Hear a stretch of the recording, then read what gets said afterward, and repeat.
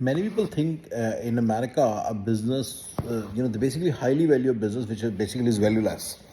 I recently came to know something very interesting. So I'll say that it's about a laundromat. But so many, I asked a friend of mine who's basically a business. I mean, he is a doctor, but he also does business from the side, and that's what my point is. He doesn't know how to value a business properly. As a simple question, it's a restaurant which has $1 million in revenue and $300, $400 in profit. What is the intrinsic value of the business? He said 2 million. Actually, it is only 100K. The price of the utensils and the license, wine and beer license that they may be having, that's it. So it's nothing.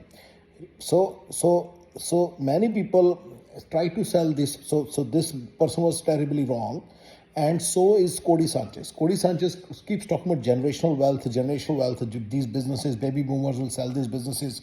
Well, why don't they just give it to your kids?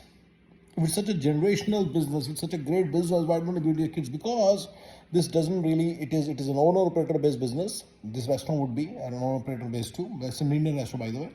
And same holds true for any owner-operator businesses. They are worth nothing, pretty much.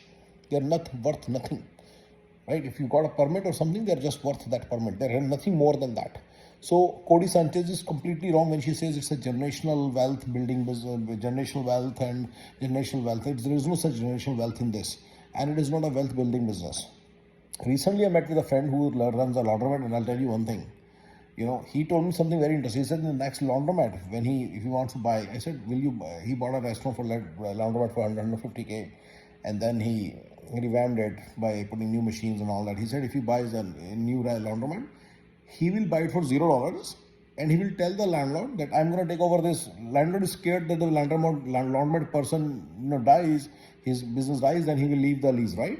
So he's going to tell the landlord, hey, you know what? You have to give me 2 years of free rent plus $0 on the laundromat, and then only I will take over your laundromat, this laundromat, and sign a 10-year lease, sign a 15-year lease. The point is, it is not even $0, 100,000. For some of these restaurants, the lease may be minus 100K, minus 20K, minus 50K. That is, you get 2-year free lease, and then you should, you should be doing it. Just telling you guys how this works. So there is no generational wealth in any of the businesses that Cody Sanchez is talking about. It's a stupidity. Many people just do not know how to value these businesses properly. All right, thank you guys.